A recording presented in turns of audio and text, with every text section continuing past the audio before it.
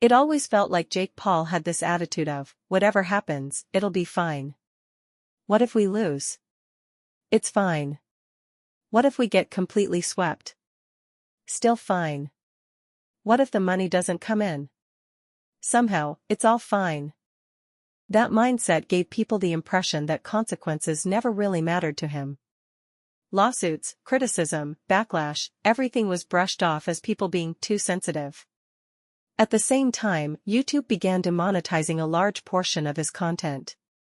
As platforms became more advertiser-friendly and progressive, many brands pulled back, refusing to associate with controversial figures. Jake's videos started getting flagged, taken down, or restricted, cutting off a major source of income. And then came the boxing criticism. Many fans believed Jake Paul would never be a truly elite fighter. Even Jake himself later admitted that he wished he could have knocked certain opponents out early. But as fights progressed, one thing became clear: Jake had heart. He had spirit. He kept going. That's when the controversy escalated. Stephen A. Smith publicly suggested that Jake Paul was facing serious financial trouble. According to multiple reports, lawsuits tied to alleged fight fixing were draining his resources fast. The claim was simple: once illegal actions are exposed, consequences are unavoidable. If wrongdoing exists, it eventually catches up. Stephen wasn't talking about minor losses. He was talking about people losing everything: their money, their reputation, and their future. Jake Paul himself reportedly admitted that lawsuits were costing him millions. Even with past YouTube success and massive fight purses, constant legal battles slowly wiped out his wealth. According to Jake, money disappears fast when legal pressure never stops. He even hinted at a Los Angeles-based firm that allegedly stole money from celebrities and athletes, though he refused to name them publicly, fearing another lawsuit. Instead, he suggested a possible class action case in the future. Despite all the noise, Jake remained firm on one thing: he denies fixing any fights. He has repeatedly stated that scripted boxing matches are illegal, and accusing someone of fixing fights is not just defamatory, it can be a federal crime. Jake insists he will take legal action against anyone who falsely accuses him. But the internet wasn't convinced. The Mike Tyson fight became the biggest flashpoint. Many fans claimed the bout was 100% scripted. People pointed to Mike Tyson repeatedly biting his glove, a gesture some believe fighters use as a signal when something is wrong. Others noticed moments where Tyson and Jake appeared to talk during clinches, something extremely unusual in a real fight.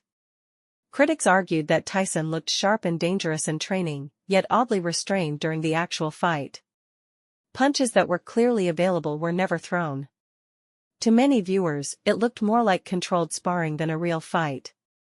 Jake fired back, calling critics ignorant and saying they simply don't understand boxing. According to him, fans mistake strategy and pacing for weakness or rigging.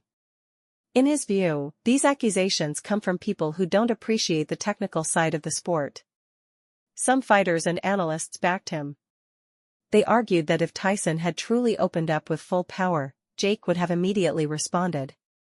Others insisted that timing, distance, and ring IQ explained everything people found suspicious. Still, the question remained: why would Mike Tyson, a legend, even take this fight? Many believe the answer is money.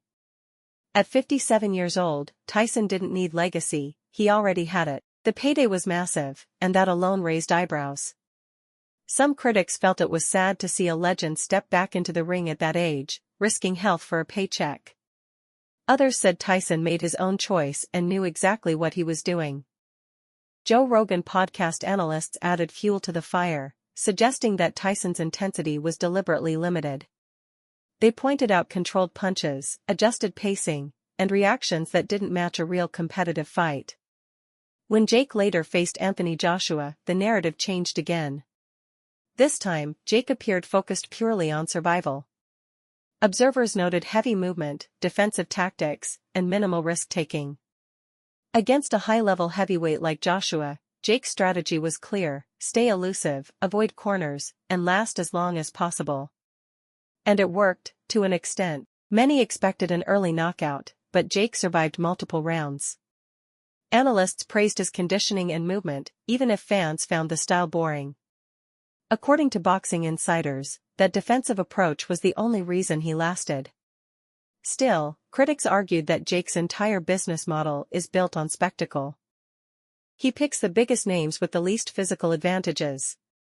He embraces the villain role. People don't tune in for pure boxing, they tune in hoping to see him finally get knocked out. That moment hasn't fully arrived yet. Confusion peaked during the Julio Cesar Chavez Jr. fight when fans noticed Google showing Jake Paul as the winner before the fight had even finished. Screenshots went viral, sparking accusations of predetermined outcomes. To many, this wasn't an isolated incident, it fit a pattern. Carefully selected opponents. Heavy promotion. Controlled risk. Guaranteed headlines. Some believe Jake Paul's career blurs the line between sport and entertainment. Others argue he deserves credit for stepping into the ring at all.